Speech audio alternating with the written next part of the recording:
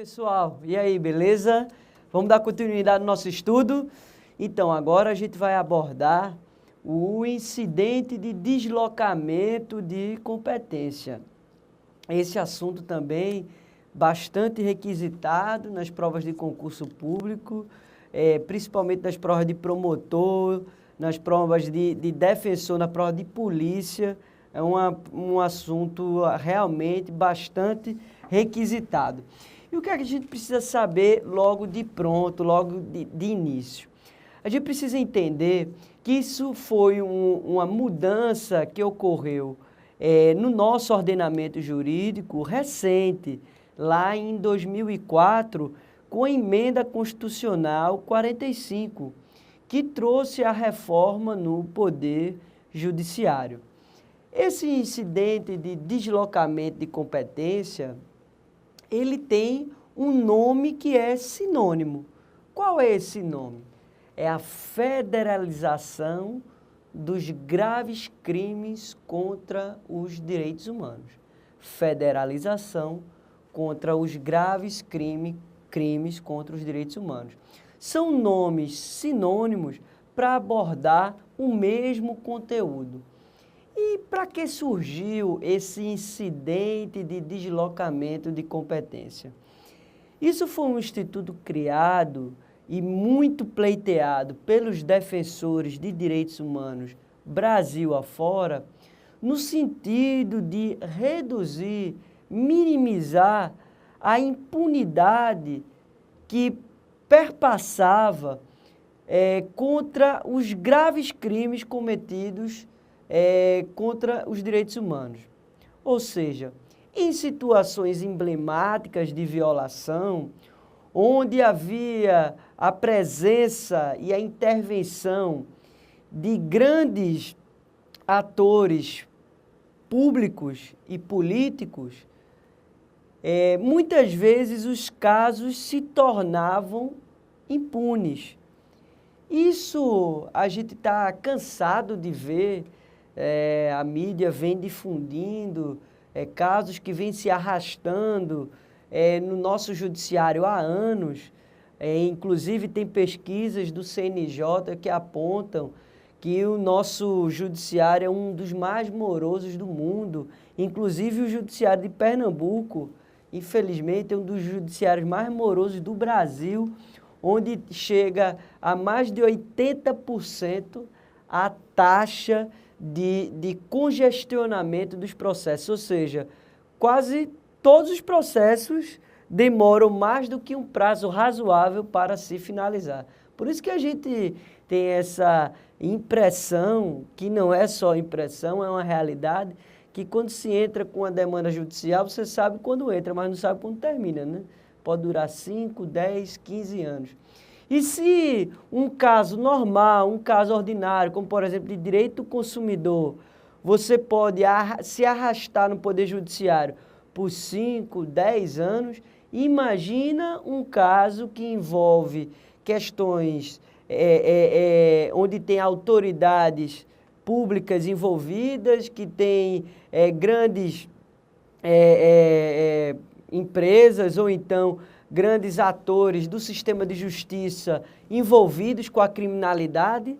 Então, nesses casos, além do judiciário já ser moroso de per si, ele se torna ainda mais, um elemento adicional para que o caso se torne impune. E aí, no sentido de se evitar com que a justiça estadual ela não resolva os casos de violação grave aos direitos humanos, foi que se pleiteou que se levasse os casos para a Justiça Federal, porque, teoricamente, o juiz federal ele está mais distante do caso de violação do interior do estado e daqueles casos das cidades mais longínquas da capital, que onde acontece normalmente os graves crimes contra os direitos humanos, né? Onde se tem a menor presença do Estado, é onde ali é um espaço favorável às grandes violações, à atuação de grupos de extermínio, a atuação de corrupção, a atuação de sequestros, enfim, entre outros casos em que a justiça não consegue dar conta. Então, qual é a ideia desse IDC, ou Incidente de Deslocamento de Competência? É você retirar da esfera da justiça estadual aquele caso que tem uma grande chance de ficar parado, de não ser resolvido e que se trate de uma grave violação aos direitos humanos. Então, você tira da justiça estadual e leva para a justiça federal, a partir da compreensão de que o juiz federal, teoricamente, isso é bastante importante a gente frisar que na prática a gente vislumbra que não necessariamente o juiz federal ele está assim tão distante daquela realidade, ou seja, não está, ele não tem esse condão de estar livre da corrupção, infelizmente, né? Mas também tem o fato da Justiça Federal ter menos processos, né, do que a Justiça Estadual. Isso também contribui para uma maior celeridade. Mas também tem um outro elemento. Tem um elemento de cunho da defesa do Estado brasileiro.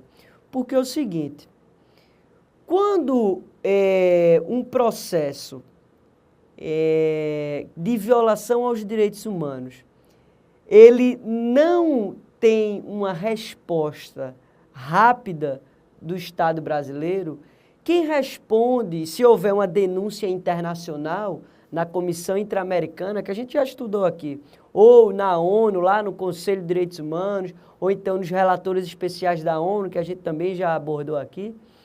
Então, se houver essa denúncia internacional, quem vai fazer a defesa do Estado brasileiro é a União. Então, a União, por meio dos seus órgãos, é que vai preparar a defesa do Estado brasileiro. Então, pode ser a Secretaria de Direitos Humanos, junto com a Secretaria o Ministério das Relações Exteriores, junto também com a Advocacia Geral da União. Enfim, é a União, a partir de todos os seus órgãos, que vai preparar essa resposta. Então, se a União que prepara essa resposta e a violação está sendo, a tramitação está sendo realizada na Justiça Estadual normalmente, então, quando você leva para a Justiça Federal, a União, ela tem a oportunidade de intervir naquele processo por meio dos seus órgãos, pela Polícia Federal, pela Justiça Federal, né? E tentar, pelo Ministério Público Federal, né? E tentar resolver aquele caso. Então, é uma forma também a União, ela atuar diretamente no processo. Porque no ambiente internacional, pessoal, na contestação do Estado brasileiro, não cabe a argumentação do pacto federativo ou da separação dos poderes. Calma, Alexandre, calma. Como assim? Não cabe essa argumentação. É o seguinte, quando a União vai preparar lá, vamos imaginar, o advogado-geral da União, quando ele está lá preparando a peça de defesa do Estado brasileiro, e vamos imaginar que a violação aconteceu no município do interior de Alagoas, só a título de exemplo. Nesse caso, não cabe à União se esquivar da responsabilidade internacional, dizendo que o crime ocorreu no município e que, pelo Pacto Federativo e a autonomia dos entes federados, a União não teria responsabilidade com isso, porque existe uma justiça estadual que vai tratar daquele crime que ocorreu no município. E existe também a Polícia Civil, que vai fazer a investigação, que é do ambiente do Estado, que vai fazer a investigação sobre a apuração daquele caso, por meio do inquérito policial competente. Então, para a União seria muito fácil se esquivar da responsabilidade, dizendo que, olha, existe uma polícia civil que é do ambiente do Estado, existe a justiça estadual que é do âmbito do Estado federado, e eu, União, que sou um outro ente federativo, não tenho responsabilidade sobre isso. Pessoal, essa argumentação do Pacto Federativo não cabe para fins de defesa da União no âmbito de um processo internacional, ok? Anota isso daí. Também não cabe a alegação do Pacto Federativo, da separação dos poderes. O que eu quero dizer com isso? Então, vamos imaginar que a violação aos direitos humanos se decorreu de uma demora injustificável e irrazoável do Poder Judiciário Estadual. Veja, a violação ocorreu, por exemplo, a violação aos artigos 8º e 25 da Convenção Americana de Direitos Humanos. Essa violação foi cometida pelo Poder Judiciário Estadual. Quem está oferecendo a defesa ali, quem está respondendo é a União. Então, a União poderia falar, olha, há uma separação dos poderes entre executivo, judiciário e legislativo. Quem cometeu a violação aos direitos humanos, nesse caso concreto, não foi nós, Poder Executivo, que estamos aqui elaborando a peça. Isso cabe como resposta? Não cabe. No mesmo sentido, não caberia se a violação fosse por uma falta de uma legislação municipal ou uma falta de legislação estadual, ok? Porque a soberania, ela é una e indivisível, ok? Então, a soberania é una e indivisível e a União, conforme a nossa Constituição Federal aponta, ela indica que é a União quem vai fazer a defesa, quem vai fazer a representação do Estado brasileiro nos organismos internacionais, beleza? Então, se liga nesse detalhe que a gente está falando. Não cabe a alegação do Pacto Federativo nem da separação dos poderes, ok?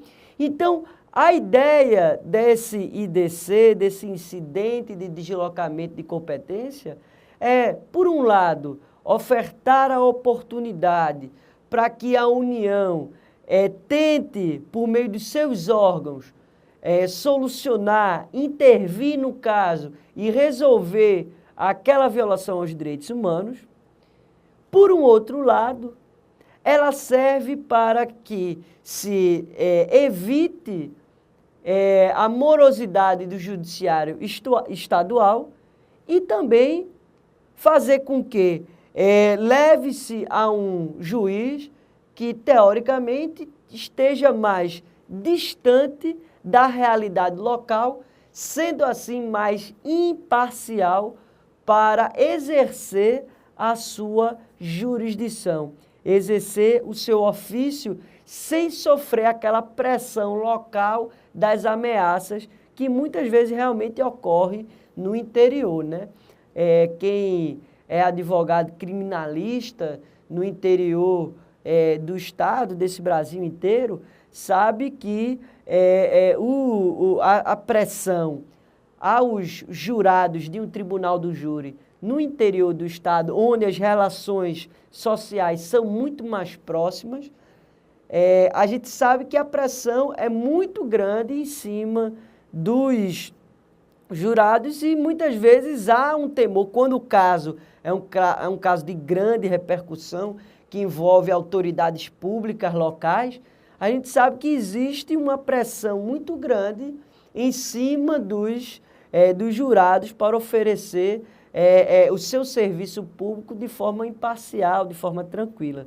Então, esse deslocamento de competência serviria também para reduzir esse impacto, reduzir essa pressão quando a gente se deparar com uma grave violação aos direitos humanos.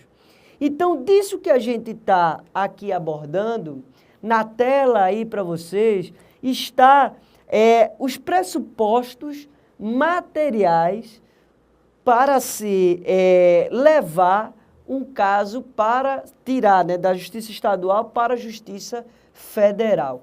Então, quais são esses pressupostos materiais? O primeiro é a existência, então, dessa grave violação aos direitos humanos. Segundo, tem que haver um risco de responsabilização internacional do Estado brasileiro decorrente de haver um descumprimento das obrigações internacionais assumidas pelo Estado brasileiro quando ele ratificou uma convenção ou um tratado internacional. Então, Alexandre, explique melhor esse ponto segundo. É o seguinte, quando o Estado brasileiro ele ratifica uma convenção ou um tratado internacional de direitos humanos, pelo princípio, inclusive, do Pacta Sunt Servanda, o Estado brasileiro ele está obrigado a respeitar as cláusulas que estão ali presentes naquele documento internacional. Então, como ele está subordinado, submetido a essas cláusulas, se houver um desrespeito a essas cláusulas no ambiente interno, esse Estado brasileiro ele poderá ser condenado internacionalmente. E aqui em nossas aulas, a gente já estudou alguns dos mecanismos de condenação no ambiente internacional, qual seja lá no ambiente do Sistema Interamericano de Direitos Humanos ou no ambiente do Sistema Global de Proteção aos Direitos Humanos. No Sistema Interamericano de Proteção aos Direitos Humanos, temos a Comissão Interamericana de Proteção aos Direitos Humanos, que faz uma análise política, uma análise inicial, e se o Estado brasileiro não apresentar uma resposta satisfatória, a Comissão Interamericana pode levar o caso à Corte Interamericana de Direitos Humanos. E lá na Corte a conversa é outra, né? Porque já tem um efeito vinculante, porque ele é um órgão jurisdicional. Ele prolata a sentença. Então, se o Estado brasileiro for condenado pela Corte Interamericana de Direitos Humanos, ele é obrigado a respeitar e aplicar aquela sentença no ambiente interno, como a gente já viu aqui em nossas aulas. Então, quando houver esse risco de responsabilização internacional, e também, o terceiro ponto, quando houver uma incapacidade das autoridades locais para dar conta, para dar resposta a essa grave violação aos direitos humanos, ou seja, quando o Estado ele for falho ou omisso no seu dever de punir, de resolver aquela grave violação aos direitos humanos, então esse caso poderá ser federalizado, ou seja, poderá haver o deslocamento da competência da Justiça Estadual indo para a Justiça Federal. Aí você pode estar se perguntando, mas Alexandre, onde que isso está previsto na nossa Constituição Federal? Isso está previsto, abra lá, artigo 109, inciso 5º-A, parágrafo 5º da nossa Constituição Federal. Perceba que isso foi uma introdução nova, trazida pela emenda 45 de 2004. Mas aí você pode perguntar, Alexandre, você falou dos pressupostos materiais e formalmente falando, quais são os requisitos formais para haver a possibilidade do deslocamento de competência? Gente, os requisitos formais são os que mais caem na prova de concurso público. Vá por mim, estude, incorpore, internalize, faça o que for para colocar na sua mente esse conteúdo. Se liga, são 3 requisitos que está aí na sua tela. Primeiro, tem que ser o Procurador-Geral da República. Ele e somente ele, o Procurador-Geral da República, é quem pode suscitar levar esse caso, provocar a instância do STJ. Então, logo de cara aí, eu faço uma atenção muito grande para vocês, porque eu já vi alguns concursos públicos fazer uma confusão e colocar o Procurador-Geral de Justiça. E aí a afirmativa se torna falsa. E você pode estar se perguntando, Alexandre, pelo amor de Deus, qual é a diferença do Procurador-Geral da República para o Procurador-Geral de Justiça? Gente, o Procurador-Geral da República é o cargo máximo do Ministério Público Federal. Já o Procurador-Geral de Justiça, ele é o cargo máximo do Ministério Público Estadual. Então, não confunda. Quem tem essa atribuição única e exclusiva é esse ator do Ministério Público Federal, o PGR, Procurador-Geral da República, que só existe um no Brasil inteiro, ok? Então, somente ele é quem pode levar esse caso para o STJ, Superior Tribunal de Justiça. Cuidado com essa pegadinha, porque já vi provas dizendo o Procurador-Geral da República poderá suscitar um incidente de deslocamento de competência ao STF. Isso é falso. O tribunal competente para processar e julgar o IDC é somente o STJ, ok?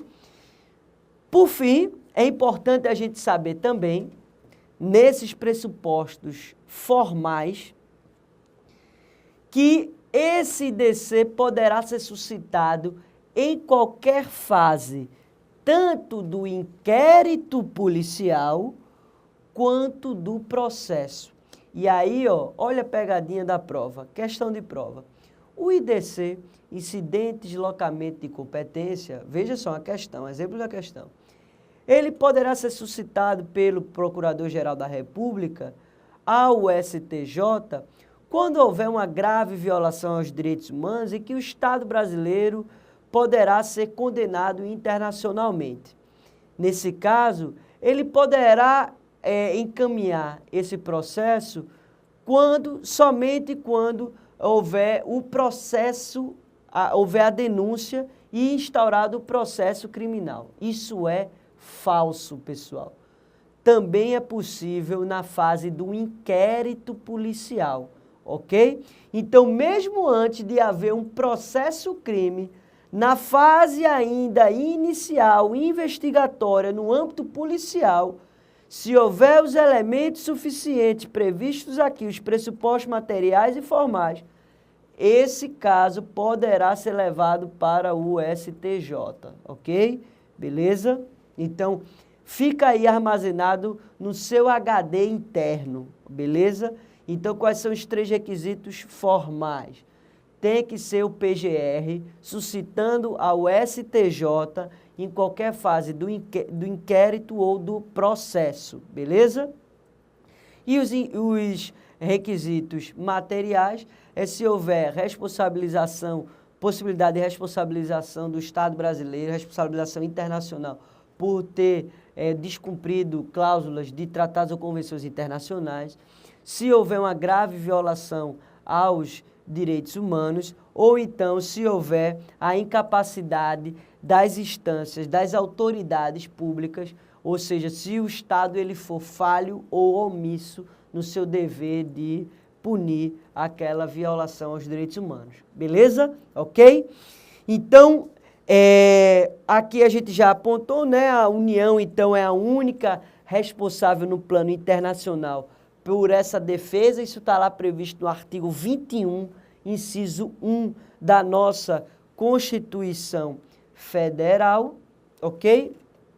Já falamos também que não se aceita esse argumento da separação dos poderes e do pacto federativo, né? Que a soberania é una e indivisível. E agora é oportuno, para a gente fechar esse bloco, a gente abordar os casos concretos, porque as provas normalmente vêm cobrando esses casos concretos. Primeiro, que o STJ já enfrentou, certo? Primeiro, a gente precisa saber que somente 2 casos, até hoje, até a gravação dessa nossa aula, o STJ, ele só enfrentou 2 casos de incidente de deslocamento de competência, que aqui faremos uma breve análise. Eu convido vocês a fazer um estudo mais aprofundado. Se sua prova cair o direitos humanos em segunda fase, certo? Então, e se no edital houver a cobrança desse conteúdo do incidente de deslocamento de competência ou a federalização dos graves crimes contra os direitos humanos, se vier caindo no edital do seu concurso esse conteúdo, na segunda fase, eu acho importante vocês darem uma lida na decisão do STJ nesses 2 casos, ok? O IDC número 1 e o IDC número 2. Pois bem, vamos começar a análise do IDC número 1, o caso Dorothy Stang.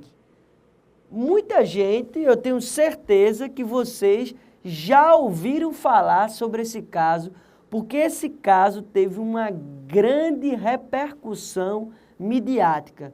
Esse caso saiu em várias emissoras de TV, saiu na Globo, saiu na Record, saiu na Rede Band, saiu na Rede TV, deve ter saído até na Caras, enfim, saiu em tudo que é canto esse caso. Isso foi um caso emblemático. Esse caso, ele foi levado para a ONU e foi dado conhecimento também na OEA, certo? E o que se tratou desse caso? A Dorothy Stang era uma missionária norte-americana que tinha uma luta muito forte lá no Pará. O pessoal daí do Pará com certeza já ouviu falar sobre esse caso, né? E lá em 2005, ela foi assassinada por um grupo de fazendeiros que estavam incomodados com a atuação dela em relação à defesa da terra das comunidades tradicionais daquela região. Então, por conta essa luta dela contrária aos poceiros, aos grileiros, por conta da luta dela da demarcação dessas terras das comunidades tradicionais da região do Pará, ela foi executada a tiros lá em 2005. Esse caso ganhou repercussão não só por ela ser uma defensora de direitos humanos, mas por conta também da cidadania dela norte-americana. Isso tomou também automaticamente repercussão nos noticiários lá dos Estados Unidos, e aí o noticiário internacional também fez a cobertura desse caso. Então, por conta dessa grande pressão social, esse caso, o Procurador-Geral da República à época suscitou esse IDC lá no STJ, mas esse caso, tenham atenção com isso, o IDC número 1 não foi federalizado, ou seja, não foi acatado o pedido de deslocamento de competência feito pelo Procurador-Geral da República. Você vai falar, caramba, Alexandre, mas por que tamanha repercussão e não foi federalizado? Porque faltou um dos pressupostos materiais. Ou seja, o Estado do Pará e o sistema de justiça do Pará foi analisado pelo STJ que estava dando conta e estava caminhando de forma razoável na persecução dos violadores, dos executores, dos mandantes desse crime. Inclusive, agora, em julho, salvo engano, não, setembro, o último mandante do crime foi condenado pelo tribunal do júri e foi mantida essa condenação. Então, recentemente, o último mandante do crime, um fazendeiro, ele foi, não vou falar o nome para a gente não entrar em questões pessoais, mas enfim, ele foi condenado. Vocês podem investigar isso, tá divulgado pela mídia aí, qualquer canto você encontra isso. Então, os executores, intermediários e mandantes do crime foram todos condenados pelo crime cometido contra a missionária Dorothy Stang. Mas, toma cuidado com isso. Foi denegado esse pedido de deslocamento de competência. Então, se a prova afirmar que o IDC número 1 foi o primeiro caso de deslocamento de competência que o STJ acatou, isso é falso.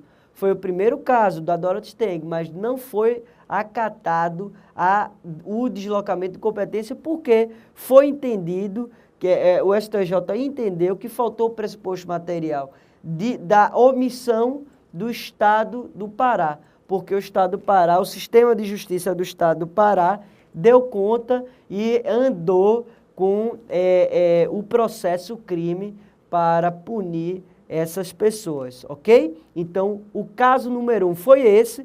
Importante vocês estudarem um pouco mais aprofundado essa decisão. No próximo bloco, a gente dá continuidade ao estudo sobre o IDC, falando agora do IDC número 2, o caso Manuel Matos, ok? Então, não desliga e não muda de canal.